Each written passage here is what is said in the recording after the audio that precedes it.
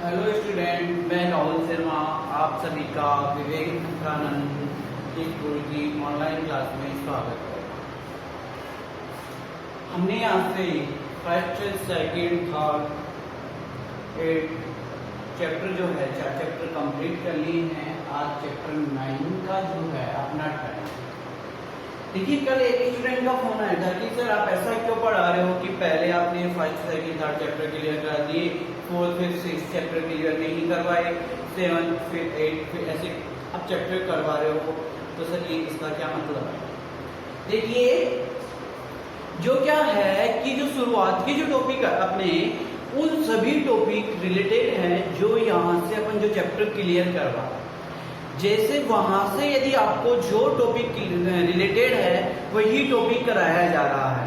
यदि मान लो कि आपके पास मैं डायरेक्ट दूसरा टॉपिक छेड़ देता हूँ, मतलब 4 चैप्टर 5 चैप्टर छेड़ दिया, तो उससे क्या है कि वो अलग डायरेक्शन वाले, मतलब कहने का मतलब है कि वो थोड़े अलग है। जैसे केमिस्ट्री बोल सकते हैं, उनके चैप्टर है, ठीक है, और ये जो है अपनी बायोलॉजी के चैप्टर है। तो इससे क्या होगा कि सब शुरुआत में अपन ने बायोलॉजी पढ़ा, अभी बायोलॉजी पढ़ रहे हैं, तो वो अपना कॉम्बिनेशन जो है वो ठीक रहेगा। और फिर क्या है, जब अपन बायोलॉजी कंप्लीट हो जाएगी तो एक साथ केमिस्ट्री पढ़ लेंगे, एक साथ जो अपने फिजिक्स के चैप्टर है वो पढ़ लेंगे। तो उससे क्या है, एक दूसरे से रिलेटेड है।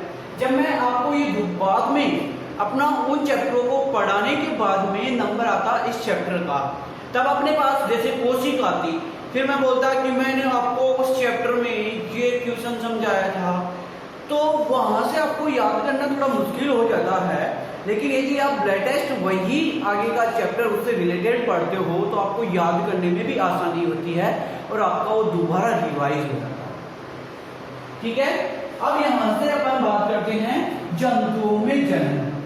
देखिए, जंतुओं में अपनी बात कर रहे हैं, जानवरों की बात कर रहे हैं। जंतुओं के अंदर अपन भी आते हैं और जो जानवर भी आते हैं, ठीक है।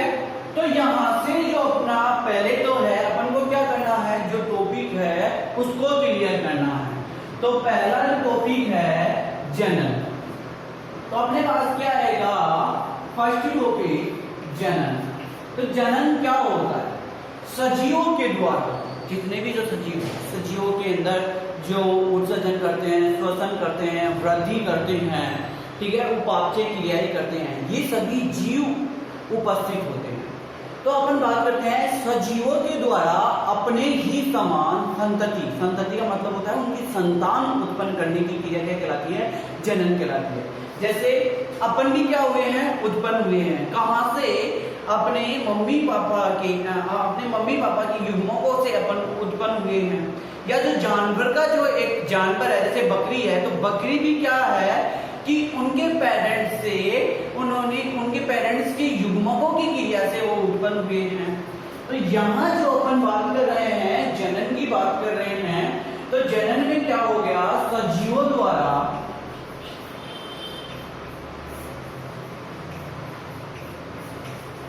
अपने ही समान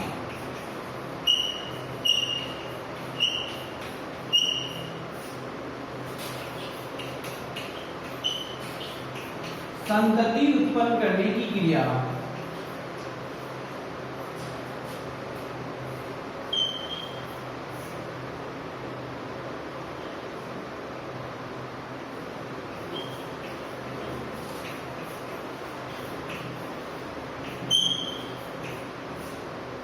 करने की क्रिया जनन कहलाती है। क्या कहलाती है? जनन कहलाती है। ठीक है। अब क्या है, संतति का मतलब आप क्वेश्चन में इसमें संतान भी देख सकते हो कि संतति का मतलब क्या होता है? संतान। अब यदि अपन बात करें, ये अपने ही समान क्या हो गई, संतति उत्पन्न हो गई।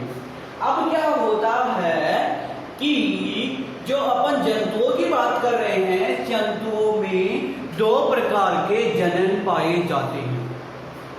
तो यहां से आपको क्या करना है, नेक्स्ट जो लाइन है उस नेक्स्ट लाइन से आपको एरो करके लिखना है। क्या लिखोगे? सजीवों या जंतुओं में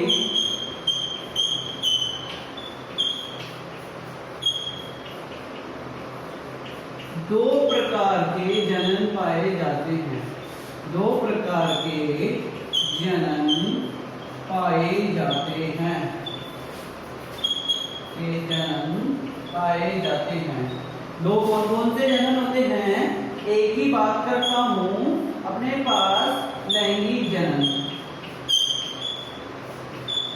और दूसरे की मैं बात करूंगा बी की, तो अलैंगिक जनन।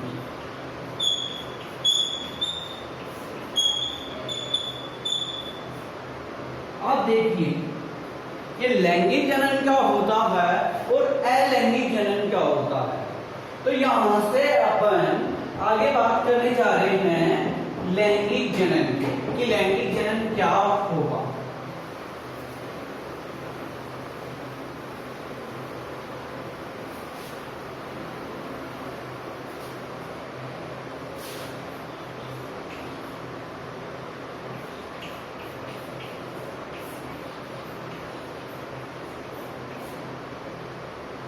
देखिए, यदि मैं लैंगिक जनन की बात करता हूं अपने पास, तो ये ऐसा जनन है जिसमें जनन उत्पन्न, संतति उत्पन्न करने के लिए दो जनकों की आवश्यकता होती है।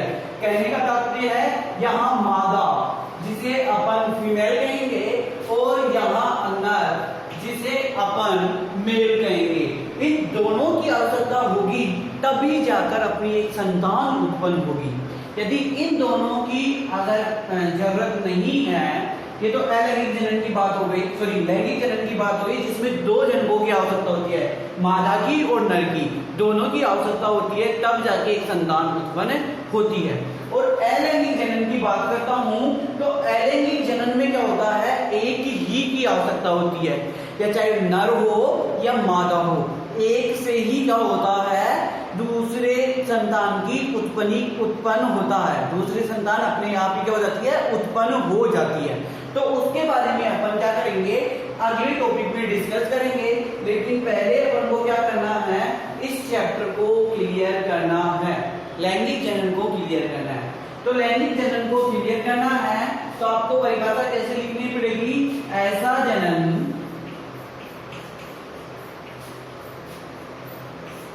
जिसमें संतति उत्पन्न करने के लिए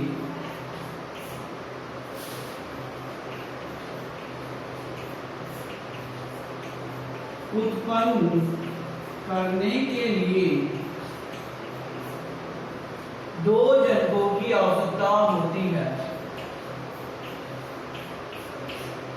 दो जनकों की आवश्यकता होती है।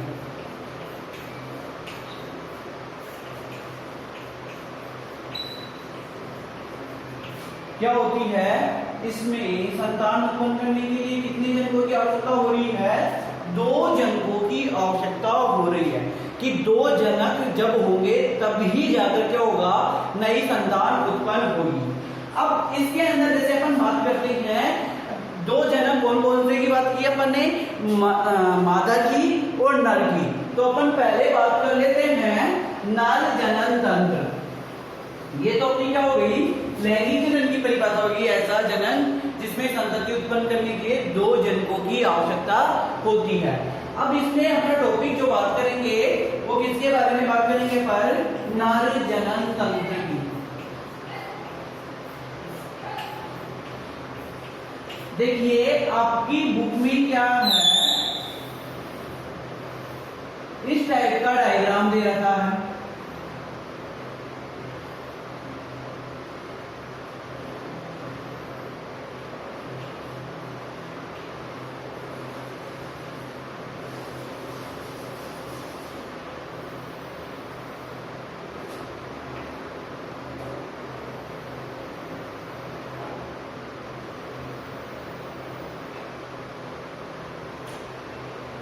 ठीक है, अब इससे भी क्या है, दो नलिकाएं निकाल रखी है इन्होंने।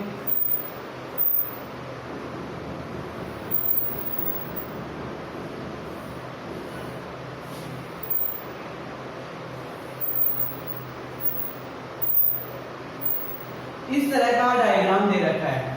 तो इस तरह के डायग्राम की मैं बात करता हूं तो देखिए ये वाला जो है बेलनाकार वाला भाग है, क्या कहते हैं, सीसन कहते हैं। ये बेलनाकार जो वाला भाग है, इस वाले भाग को अपन शुक्रवाहिनियां कहते हैं।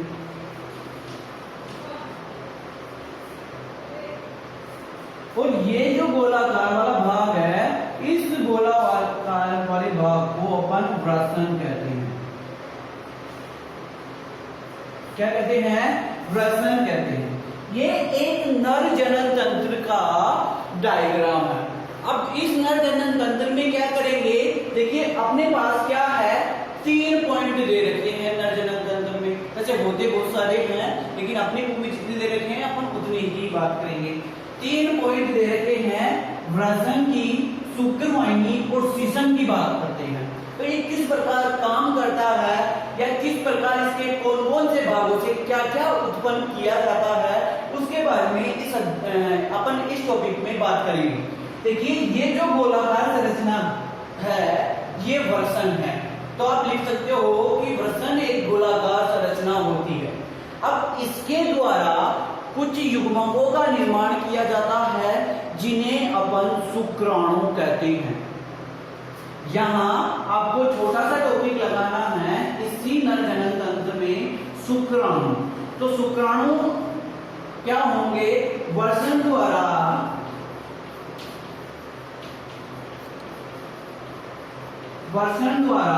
उत्पन्न युग्मकों को शुक्राणु कहते हैं। क्या कहते हैं, अपन शुक्राणु कहते हैं। अब देखिए इनका कार्य क्या था, अपने शरीर के अंदर ये शुक्राणुओं का निर्माण करना था। इस व्रसन ने क्या कर दिए, शुक्राणु बना दिए हैं। देखिए एक दिन में 10 की पावर 9 मिलियनों में शुक्राणुओं का निर्माण किया जाता है।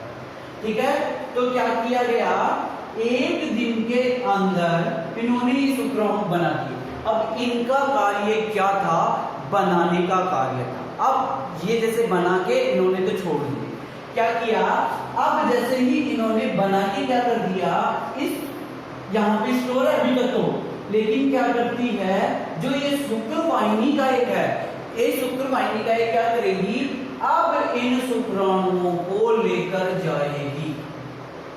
क्या करेगी, शुक्रवाहिनियां शुक्राणुओं को लेकर जाएगी। यदि आपसे पूछा जाए कि शुक्रवाहिनी किसे कहते हैं, तो ऐसी नलिकाकार संरचना जो शुक्राणुओं को व्रसन से और सीसन तक परिवहन करती है। तो अपन यहाँ क्या लिखेंगे, शुक्रवाहिनी की परिभाषा लिखेंगे। तो शुक्रवाहिनी क्या कर रही है, यहां से शुक्राणुओं को लेकर जा रही है, कहां तक, इस वाले भाग तक। तो मैं लिखता हूं शुक्रवाहिनी। क्या लिख दिया मैंने, शुक्रवाहिनी। अब इस शुक्रवाहिनी में क्या करोगे, कैसे लिखोगे, ऐसी नलिकाकार संरचना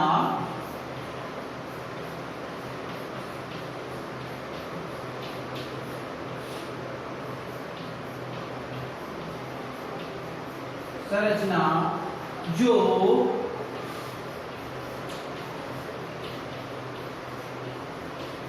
शुक्राणुओं को व्रसन से सीसन तक लेकर जाती है।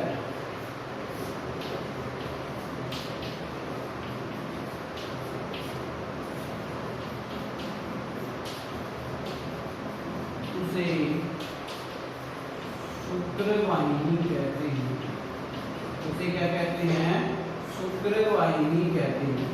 अब ये क्या कर रही है, शुक्राणुओं का परिवहन कर रही है। शुक्राणुओं को ले जाने का कार्य किसके द्वारा किया जाता है, शुक्रवाहिनी द्वारा किया जाता है। तो ये हो गया अपना क्या है, शुक्रवाहिनी।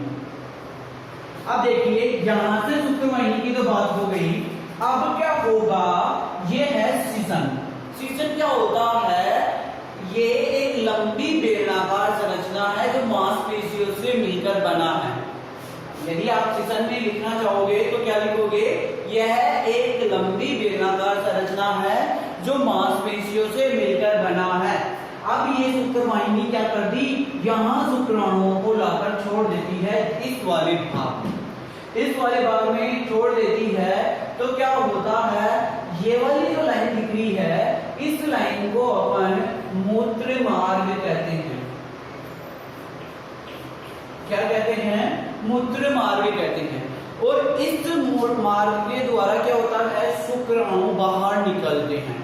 तो इस लंबी बेलनाकार संरचना के द्वारा मादा जनन पथ में, मादा जनन पथ जिसमें अपन गर्भाशय पढ़ेंगे आगे, तो गर्भाशय तक क्या होता है कि इन शुक्राणुओं को पहुंचाया जाता है, किसकी सहायता से, सीसन की सहायता से। तो यदि आपके बारे में नर जनन तंत्र जो है उसमें यही आपको इतना ही पढ़ना है। कौन कौन से टॉपिक पढ़ोगे आप, वर्धन, शुक्रवाहिनी और सीसन। ये आपका नर जनन तंत्र कंप्लीट हो गया है। इसके बाद में अपन बात करेंगे मादा जनन तंत्र और अलैंगिक जनन के बारे में। जो वो वाला टॉपिक है वो अपन नेक्स्ट वीडियो में बात करेंगे। आप सभी को इससे पिछले वाले चैप्टर का काम मिल चुका है, मैंने व्हाट्सएप पे सेंड कर दिया है। जिनके पास भी नहीं आया है तो वो अपने यार दोस्तों से ले ले, जो भी है आपके दोस्त उनसे ले ले। यदि फिर भी वो नहीं देते हैं तो आप मेरे को या सबको कॉल कर सकते हो, हम आपके पास भेज देंगे। धन्यवाद।